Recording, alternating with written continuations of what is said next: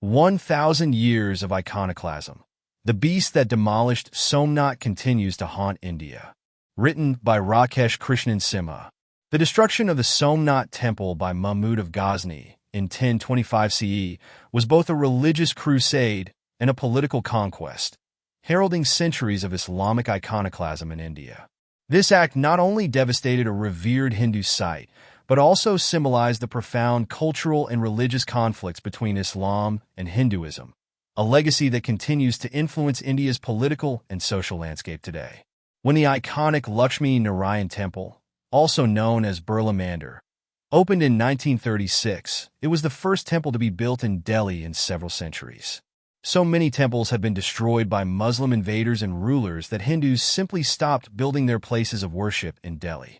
The accumulated fear of a millennium of destruction had prevented Hindus from even thinking of building a temple. In fact, Delhi's St. James Church, the largest Christian church built by the British in India, is 100 years older than Birla Mandir.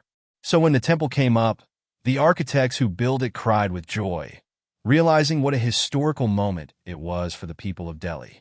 While the first recorded instance of large-scale temple destruction in India happened in 712 CE, with the Arab conquest of Sind, Islam's thousand-year iconoclastic fury started with Mahmud's raid on the celebrated temple of Somnath in 1025 CE, the ruler of Ghazni, a small and dirt-poor kingdom in present-day Afghanistan. Islamic iconoclasm refers to the destruction of religious icons and monuments, often driven by a desire to assert dominance or religious fervor. The events surrounding the sack of Somnath have echoed through centuries because the attack crossed all limits of barbarism, influencing cultural narratives and political ideologies in both India and the Islamic world. The destruction of Somnath serves as a symbol of Islamic iconoclasm that resonates to this day, a civilizational scar having a lasting impact on contemporary society. It represents not only the violent conflicts between Hindu and Muslim rulers, but also the broader phenomenon of Islamic terror that continues unabated. The jihadi tyrants are long gone, but their progeny continue to torment Hindus, disrupting their way of life, attacking their places of worship and festivals, and usurping their properties by waging land jihad via the Waqf Act. Barbarians at the gate. India, at the beginning of the 11th century, was fragmented and disunited and had fallen from the apex position that it had attained during its golden age, 200 C, 550 C, and still, it was a highly advanced civilization compared with Europe or the Middle East. According to Rizwan Salim, the followers of Shiva and Vishnu on the subcontinent had created for themselves a society more mentally evolved, more joyous and prosperous than what had been attained by the Jews, Christians, and the Muslims. Medieval India, until the Islamic invaders destroyed it, was history's most richly imaginative culture and one of the 5 most advanced civilizations of all times.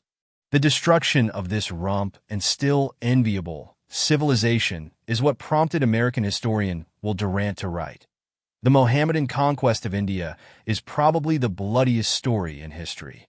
It is a discouraging tale, for its evident moral is that civilization is a precarious thing whose delicate complex of order and liberty, culture, and peace may at any time be overthrown by barbarians invading from without or multiplying within. The Hindus had allowed their strength to be wasted in internal division and war. They had adopted religions like Buddhism and Jainism, which unnerved them for the tasks of life. They had failed to organize their forces for the protection of their frontiers and their capitals, their wealth and their freedom, from the hordes of Scythians, Huns, Afghans, and Turks hovering about India's boundaries and waiting for national weakness to let them in. For 400 years, 600-1000 C, India invited conquest, and at last it came. With the Ghaznavid Empire chipping away at India's buffer areas in Afghanistan, an attack into the country's heartland was just a matter of time. Located on the Gujarat coast, the Somnath Temple is described as one of the 12 Jyotirlingas. One of the holiest shrines of Shiva, it held immense spiritual significance and was renowned for its wealth and architectural grandeur. Not surprisingly, the temple attracted the attention of Mahmud, who embarked on his campaign with a well-documented history of raids aimed at plundering wealth and asserting Islamic power. His attack on Somnath was his 15th raid into Indian territory. According to the Arab traveler al-Barani, Mahmud of Ghazni strategically placed agents in the temple, disguising them as holy men, travelers, and traders to gather intelligence. Additionally, the Sultan sent an astrologer to mislead the local Hindu king about the true direction of his attack. Early Muslim visitors and residents in India, including Sufis and dervishes, often served as informants or scouts for Islamic invaders. By employing this approach, Mahmud's army was able to avoid larger Indian kingdoms, choosing routes of least resistance for both entry and retreat. Exactly 1,000 years ago, in 1025, Mahmud set out with his army towards Somnath. It was a vast Islamic horde of 90,000 men, including 30,000 unpaid volunteers from Central Asia, who joined the invading force in the hope of gaining immense loot and slaves from India. Upon arrival, Mahmud encountered a fortified structure on a peninsula surrounded by sea on 3 sides, with armed defenders visible on its battlements. The Muslim forces initiated a fierce assault that lasted 3 days, with the battle's outcome remaining uncertain. Eventually, the attackers broke through the enemy lines and inflicted heavy casualties on the defenders, leaving approximately 50,000 dead in the aftermath. As Mahmud approached the temple, he beheld a magnificent structure constructed of finely hewn stone. The lofty roof was supported by 56 intricately carved pillars adorned with precious stones. At the center of the hall stood the idol of Somnath, a stone figure measuring 5 yards in height, 2 of which were embedded in the ground. The Sultan advanced toward the idol, raised his mace, and struck off its nose. He then commanded that 2 pieces of the idol be broken off and sent to Ghazni, one to be placed at the threshold of the public mosque and the other at the entrance of his palace. These fragments remain visible in Ghazni to this day. Additionally, 2 other pieces were dispatched to Mecca and Medina.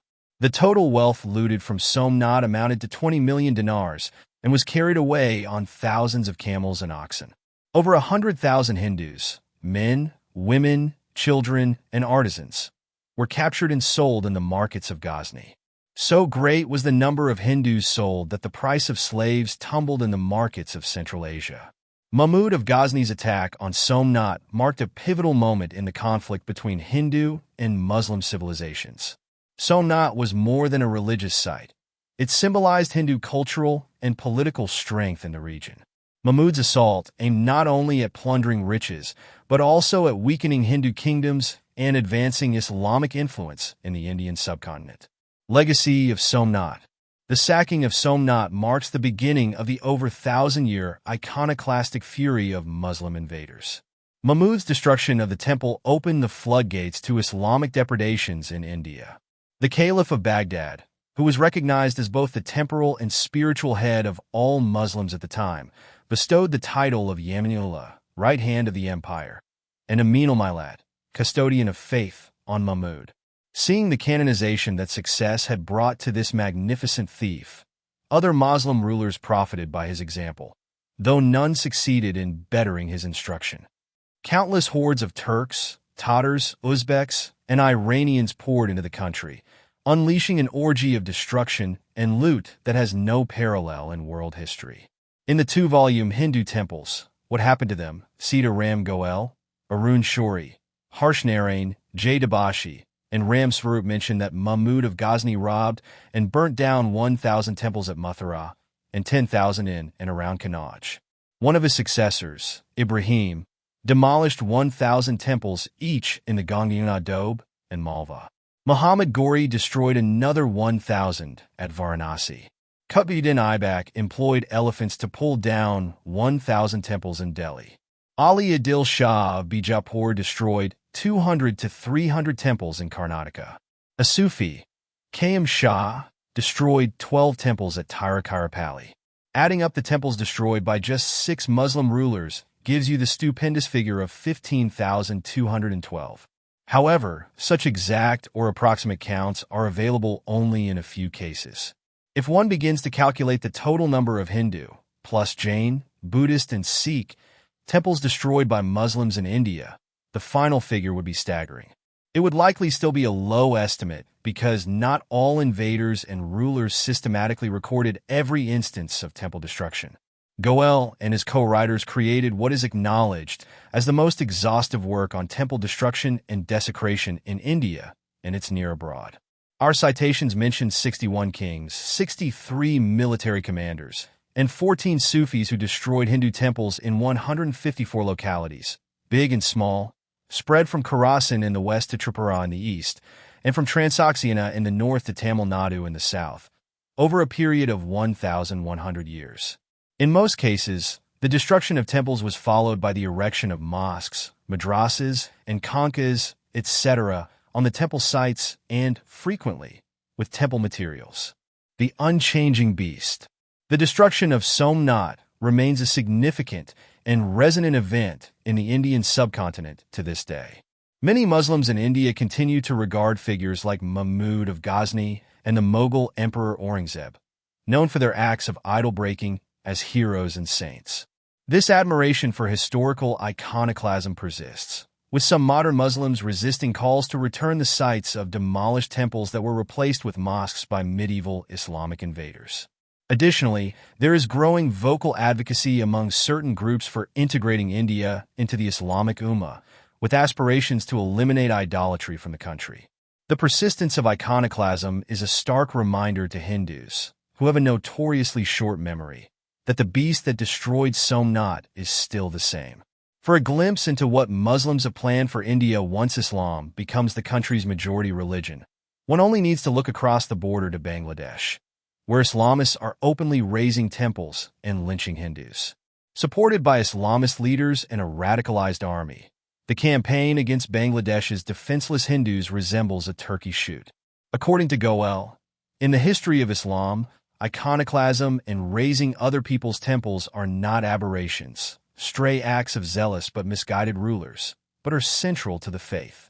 They derive their justification and validity from the Quranic revelation and the Prophet's sunnah or practice.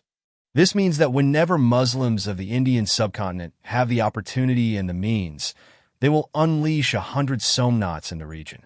Temple destruction is not just to please Allah. It has its practical side, too, and comes with earthly rewards for Muslims. They work to extend the sovereignty of their God, and in the process, their own too. A pious tradition proclaims that the earth belongs to Allah and His Prophet. Therefore, the inescapable conclusion is that the infidels are merely squatters, and they should be dispossessed and the land returned to its rightful owners, the believers. Our so-called seculars and liberals miss this aspect of Islam, perhaps because of their ignorance of the theology of Islam, rather than their anti-Hindu animus. They assume that Islam comes with the offer of brotherhood, and that the marauders who destroyed tens of thousands of temples and killed countless millions of Hindus were motivated by plunder rather than religious fanaticism. By getting blindsided, they are setting themselves, and other Hindus who are gullible enough to be brainwashed by them, up for future pogroms. Goel explains, our Marxist professors and other pundits of secularism are very much mistaken when they discover or invent economic and or political motives for explaining away the crimes committed by Islam. Either they have remained totally ignorant of what the theology of Islam prescribes vis-a-vis the unbelievers, their women and children, their properties, their homelands, their religious teachers, and their places of worship, or their deep-seated animus against everything Hindu has pushed them into the camp of those who are out to destroy everything for which this country has been held in high esteem down the ages.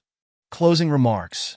The symbolism of the Somnath Temple's destruction continues to resonate in India today. One of the most significant manifestations of this legacy is the controversy surrounding the Babri Masjid and its subsequent demolition in 1992. The Babri Masjid, which had been built by the Mughal Emperor Babur on the site of a Hindu temple dedicated to Lord Rama, became a flashpoint for Hindu-Muslim tensions in the late 20th century. The demolition of the mosque by Hindus, who claimed the site was originally the birthplace of their god, was seen as an act of reclaiming a sacred space that had been usurped by Muslim rulers centuries earlier. This event can be understood as a symbolic reversal of the iconoclasm that had begun with figures like Mahmud of Ghazni, where the removal of Islamic symbols became a means of reasserting Hindu identity and challenging the legacy of Muslim domination. Plus, the destruction of temples, particularly in regions that have seen significant Islamic rule, is still a contentious issue in the political sphere. The demand for the restoration of temples, the renaming of places that were altered during Islamic rule, and the call for a re-evaluation of India's history from a Hindu perspective are all part of a broader effort to reclaim cultural and religious spaces that have been shaped by centuries of iconoclastic actions. While the context has evolved, the battle over religious symbols and heritage sites continues. The destruction of Somnath serves as an enduring metaphor for this struggle. It represents not only the physical violence of the past, but also the ongoing fight for political power in the Indian subcontinent. Hindus must never forget that Islam, which means submission, has only a single-point agenda in India, and that is to erase all other religions from the map. In this civilizational clash, Muslims only have to win once. Hindus have to win always.